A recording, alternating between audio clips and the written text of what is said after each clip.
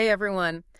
You ever get that feeling where like a scientific discovery is kind of like solving a mystery? Oh, yeah, for sure. Well, today we're going to dive into a real head scratcher, Autism Spectrum Disorder. ASD. ASD, yeah, exactly. hmm You've probably heard about it, but what's really fascinating is this brand new study Yeah. that might just hold a key to unlocking some of ASD secrets, especially why it seems to be more common in males. Right. So it's a groundbreaking study, and it's identified a specific gene, DDX53, Okay. and linked it directly to ASD. Wow. And get this, it lives on the X chromosome, Hmm. which is super interesting given the whole male-female difference in ASD prevalence. Okay, whoa, okay, hold on. Let's unpack this a little. Sure. First things first, can you remind us what ASD is all about? Absolutely. ASD is a neurodevelopmental condition, so basically meaning it affects how the brain works. Gotcha. The core challenges are in communication and social interaction. Okay. People with ASD often have a hard time understanding social cues or engaging in back-and-forth conversations. They might also have repetitive behaviors or really struggle with changes in routine. So it's not just one thing, it's this whole cluster of challenges. Right. And it seems like this DDX53 gene might be part of the explanation, especially for males. Exactly. Think of it like this. Okay. Females have two X chromosomes, but males have one X and one Y. Right. So if a gene on the X chromosome, like DDX53, isn't working quite right, Yeah. males are more likely to be affected because they don't have a backup copy. That makes total sense. It's like having a recipe where one ingredient is messed up. Yeah. If you've got a backup copy of the recipe, you might still be able to make it work. Right. But if that's your only recipe, you're kind of stuck. Great analogy. And this study really highlights how crucial X-linked genes are in understanding why we see this difference and how often ASD occurs in males versus females. So walk us through the study. Yes. What exactly did they find? So the researchers were looking at a group of 10 people diagnosed with ASD, all from different families. Okay. What they discovered was fascinating. Okay. Each of these individuals had inherited specific variants or like little glitches in the DDX53 gene, and they got these variants from their mothers. Interesting. And guess what? Most of them were male. But hold on, if DDX53 is so important, wouldn't we have noticed its role in ASD before? Right. Why has it taken so long to make this connection? That's a great question. It's likely because genetics is incredibly complex. Yeah. We're just starting to scratch the surface of how genes interact with each other and with the environment. Right. This discovery just highlights how much we still have to learn. So it's like finding a missing piece of a puzzle, but the puzzle is still enormous. Exactly. And this is the first time anyone has definitively linked DDX53 to autism. That's exactly right. This is brand new territory. Wow. And it raises a ton of questions about how this one gene might be contributing to such a complex condition. Yeah. We know that DDX53 plays a role in brain development. Right. So these variants could be disrupting those processes in a way that leads to the characteristics we see in ASD. I'm really intrigued by this connection to the X chromosome and brain development. Yeah. It's like we're starting to get a glimpse into what might be happening at a fundamental level in the brains of people with ASD. Can you explain a bit more about why this is such a crucial piece of the puzzle? Absolutely. So we've known for a while that genetics plays a big role in ASD. Okay. But identifying specific genes like this is like having a magnifying glass to zoom in on the details. I see. And finding it on the X chromosome explains a lot about why males are more likely to be diagnosed. Right. It's not just a random difference. There's a biological reason for it. Okay, so we've got this fascinating link between DDX53 and these 10 individuals. Yes. But I'm guessing the story doesn't end there, right? You're absolutely right. Okay. This initial discovery prompted researchers to dig deeper. They looked at massive databases of genetic information from organizations like Autism Speaks, and guess what they found? I'm on the edge of my seat here. What did they find? They found 26 more individuals with similar DDX53 variants. Wow. So it wasn't just a fluke in those first 10 people. Right. There's a pattern emerging across a much larger population. Exactly. This is getting really interesting. It certainly is. This replication of findings in larger databases is really crucial in genetic research Yeah. because it adds more weight to the idea that DDX53 truly is a key player in ASD. Okay, so we've got this gene on the X chromosome that's been linked to ASD in multiple individuals, and it might be messing with brain development. Right. What's next? Where does this discovery take us? And it opens up a whole new avenue for research. Oh, wow. Now that we know DDX53 is involved, Yes. scientists can start to investigate exactly how it's contributing to ASD. Okay. What specific brain processes are being affected, and how do those processes relate to the challenges we see in people with ASD? It feels like we're standing at the edge of a whole new frontier in understanding ASD. But before we go there was something else in the study that caught my eye. Okay. You mentioned a plot twist. Ah, yes. Tell me about that. Remember how I said DDX53 is on the X chromosome? Yes. Well, right next door to it is another intriguing gene called PTCHD1-AS. Oh, okay. The researchers found a case where a mother and son, both with autism, shared a deletion in their DNA involving these two genes. Hold on. So not only is DDX53 potentially involved, but it might be interacting with this PTCHD1-AS gene as well. That's what the evidence suggests. This finding adds another layer of complexity to the puzzle. Wow. It could mean that PTCHD1-AS, which might be involved in regulating other genes, Okay. could be influencing how DDX53 works. So it's not just one gene acting alone. It could be a whole network of genes working together. And this mother-son case gives us a clue about how they might be connected. Exactly. It's like we found a second piece of the puzzle, and it's right next to the first one. Now the real challenge is figuring out how they fit together and what the bigger picture looks like. Oh, this is feeling more and more like a detective story with each new piece of information we uncover. And speaking of uncovering information, I understand there's actually a second paper that was published alongside this one, right? Yes, there is. And it dives even deeper into the genetics of ASD, focusing specifically on the X chromosome. Okay. But you know what? I think we need to save that for part 2 of our deep dive. Okay. Because this is one mystery that deserves our full attention. You're right. We've got a lot to unpack here. We do. So for now, let's just savor this moment of discovery. Yeah. We've got a brand new gene, DDX53, directly linked to ASD. It's huge. And it's giving us incredible insights into why this condition might be more prevalent in males. It's a fascinating starting point for our exploration. For our listeners out there, take a moment to let that sink in. Yeah. A tiny change in a single gene could be at the heart of this complex condition that affects millions of people worldwide. It's really amazing. It's amazing what science can reveal, isn't it? It is. And this is just the beginning. Stick with us as we unravel more of this genetic mystery in part 2. I can't wait. Yeah, it really makes you appreciate the incredible complexity of the human brain, doesn't it? It really does. We're talking about billions of neurons firing away. Yeah. And a single gene variant can throw a wrench into the whole system. Absolutely. It's mind-boggling to think about. I know, right? But that's what makes this research so exciting, right? It's giving us a glimpse into how those tiny changes can have such big effects. Exactly.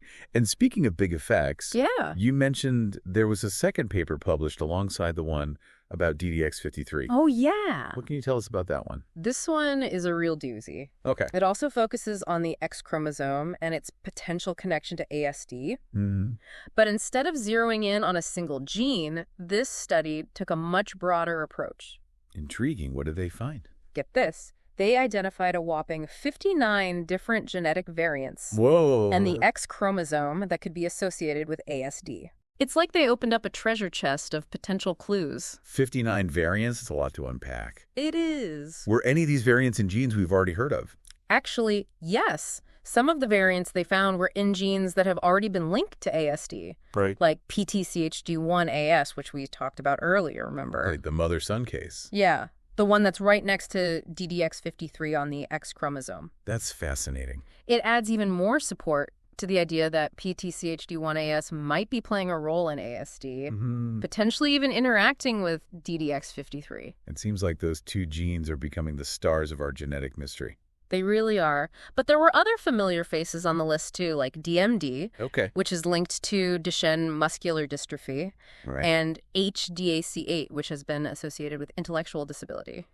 Seeing those genes pop up here suggests there might be some overlapping genetic pathways involved in these different conditions. That makes sense. It's like different pieces of a larger puzzle. Yeah. Maybe even puzzles that share some of the same pieces. Exactly. But what about the other variants? Yeah. Any brand new suspects in this lineup? You bet. The study also identified some completely new potential players in the ASD story. Oh, wow. Genes that have never been linked to the condition before. Really? Two of the most promising are ASB11 and ASB9. Interesting. Do we know anything about what those genes do? Not a whole lot yet, but that's the beauty of discoveries like this. Yeah. They open up whole new avenues for research. For sure. Now scientists can start investigating these genes. Yeah. Figuring out what they do and how they might be contributing to ASD. It's like having a brand new set of clues to investigate. Right. I can only imagine how exciting that must be for researchers. Yeah. But 59 variants is a lot. Are you telling me they look at each one in detail? Well, not exactly. It's important to remember that this is just an initial screening. Yeah. A way to identify potential genetic candidates for further investigation. I see. To really understand the role of each variant, researchers need to do a lot more digging. That makes sense. It's like they cast a wide net. Yeah. And now they need to sort through their catch and see what they've got. Right. But with so many potential leads, it seems like this study could keep researchers busy for years to come. Absolutely. But there's one more gene from this study that I want to highlight because it's particularly intriguing. Okay, which one? It's called FGF13, and it showed some interesting sex-specific differences in its association with ASD. Wait, sex-specific differences? Yeah. You mean this gene might be acting differently in males and females? That's exactly what they found. Wow. And remember, we've been talking about how the X chromosome plays a big role in the male bias we see in ASD. Right. This finding with FGF13 just adds more fuel to that fire. It's like we're seeing this theme of sex-specific differences emerge again and again. Yeah. Which suggests that we need to be thinking about ASD from a more nuanced perspective. Right. We can't just assume that what we learn in males will automatically apply to females. Exactly. We need to be looking for those subtle but important differences if we really want to understand the full spectrum of ASD. For sure. Okay. It's like having two slightly different puzzle pieces that might look very similar at first glance, Right. but actually fit into the puzzle in slightly different ways. That's a great way to put it. It's a reminder that even though we're talking about one condition, ASD, it can manifest differently in different people. Yeah. And sex is definitely one of the factors we need to be considering. Absolutely. So we've got these two groundbreaking studies, both pointing to the X chromosome as a major player in ASD. Right. We've got DDX53 taking center stage, PTCHD1-AS adding a layer of intrigue. Yeah. And a whole host of other genes waiting in the wings ready to be investigated. It's almost overwhelming, isn't it? It's definitely a lot to take in. Yeah. But that's what makes this field so exciting. I know. It's just like... We're on the cusp of major breakthroughs in our understanding of ASD. And it's thanks to studies like these that are pushing the boundaries of what we know. It feels like we're standing at a crossroads with a whole new path opening up before us. I agree. But you know what? Before we get too carried away with all this new genetic information, I think it's important to take a step back and ask, what does this all actually mean for people living with ASD? That's an excellent point. We can get caught up in the excitement of the science. Yes. But ultimately, it's all about how this knowledge can be used to improve people's lives. Exactly. So let's shift gears for a minute and talk about the potential implications of these discoveries for diagnosis, treatment, and maybe even prevention of ASD. Sounds like a plan. But before we dive into that, I think we need to address the elephant in the room. Okay. Or rather, the mouse that's missing from the lab. Remember how we talked about DDX53 being so important? Yes. Well, it turns out that there's no equivalent of this gene in the mouse models commonly used for ASD research. Wait, seriously. So they've been studying ASD in mice for all these years, and they've been missing this crucial gene that's directly linked to the condition in humans. Crazy, right? That seems like a pretty big oversight. It definitely complicates things. Yeah. It means that some of the findings from these studies, especially those related to DDX53, can't be easily replicated or investigated in mice. Yeah. And that could impact the design and interpretation of future studies. That's a bummer. So what are the alternatives? Yeah. How can we study the role of DDX53 if we can't use mice? Well, it might be time to get creative. Okay. Researchers are starting to explore other animal models. Like what? Like zebrafish and fruit flies. Zebrafish? Yeah. Fruit flies. Those seem like pretty unconventional choices for studying a human condition like ASD. They might seem unconventional. Yeah. But they actually offer some unique advantages. Okay. Zebrafish, for example, have transparent embryos, which means you can literally watch their brains develop under a microscope. Wow, that's incredible. I know, right? It's like having a window into the developing brain. Exactly. And fruit flies, despite their tiny size, have surprisingly complex brains and display social behaviors. Oh, interesting. Making them a valuable tool for studying the social aspects of ASD.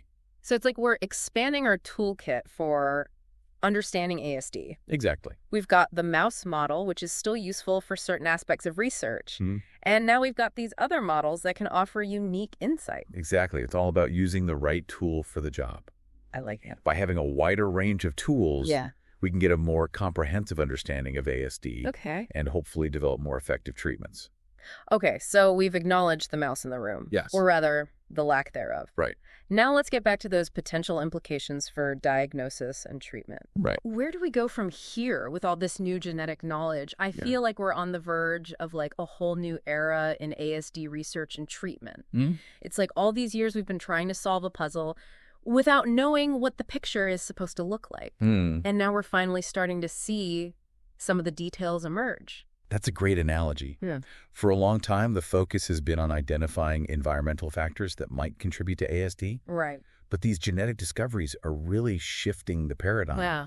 It's becoming increasingly clear that genetics plays a significant, perhaps even primary role. So it's not just about what happens to a person. It's about what's going on inside at the level of their genes. Exactly. That's a big shift in thinking. Absolutely. And that's not to say that environmental factors don't play a role. Right. But it's becoming increasingly clear that we need to be looking at both sides of the coin. Yeah. Nature and nurture. So how does this new understanding of genetics translate into practical help for people with ASD? Well, on a practical level, these discoveries could lead to more accurate and earlier diagnosis of ASD. Early diagnosis is key, right? The sooner you know what you're dealing with, the sooner you can start getting the right support. Exactly. And beyond diagnosis, these genetic insights could pave the way for more personalized treatments tailored to an individual's specific genetic profile.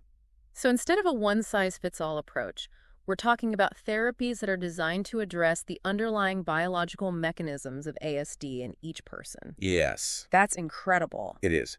Imagine a future where we can identify the specific genes involved in an individual's ASD and then develop targeted therapies that address those genetic variations. That's the dream, isn't it? To move beyond just managing symptoms and actually address the root cause of the condition.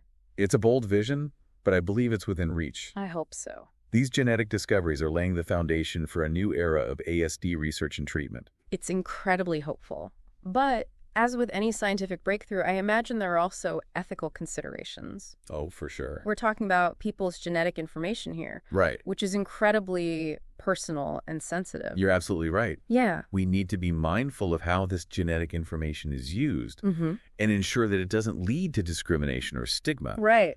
It's crucial to remember that ASD is a spectrum. Yeah. And each individual experiences it differently. For sure. Genetics provides valuable insights. Okay. But it doesn't tell the whole story. So we need to be careful not to oversimplify things or reduce people to their genes. Yeah. ASD is complex, and each person's experience is unique. Exactly. We need to approach this knowledge with sensitivity. Okay. And ensure that it's used to empower individuals with ASD, not to limit their opportunities. Well said. So as we wrap up this deep dive into the genetics of ASD, I think the biggest takeaway for me is the sense of hope that these discoveries bring. Yeah, I agree. We're finally starting to understand this condition at a deeper level. Absolutely. And that knowledge has the potential to transform lives. I completely agree. It's an exciting time to be in this field. Yeah. And I can't wait to see what the future holds. And for our listeners out there who might be wondering what this all means for them, I think the message is clear. Okay. Keep learning, keep asking questions, and keep advocating for yourself or your loved ones. Absolutely. Knowledge is power. It is. And the more we understand about ASD, the better equipped we'll be to support those who live with it. Beautifully put. It's all about creating a world where everyone regardless of their neurodiversity, can thrive and reach their full potential. And on that note, we'll leave you to ponder all the incredible possibilities that these genetic discoveries have unlocked. Yeah, for sure. Thanks for joining us on this deep dive into the fascinating and ever-evolving world of ASD research. It's been a pleasure exploring this mystery with you.